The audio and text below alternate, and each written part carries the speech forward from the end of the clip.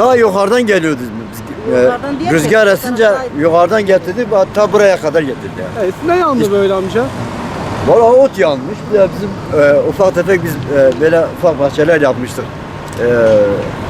İncir ağacı, meyve ağacı dikmiştik. O da beraber yandı yani. Ne yandı dayı? İncir, üzüm ağacı, hepsini yandı gitti. Sen ne zaman ektin bunları? 3 sene. 3 senedir ektin. Zarar gördü mü hepsi? He? Hepsi zarar mı gördü? Hepsini gitti. Evet, bu yangın nereden başladı böyle? Böyle aşağıda başladı böyle.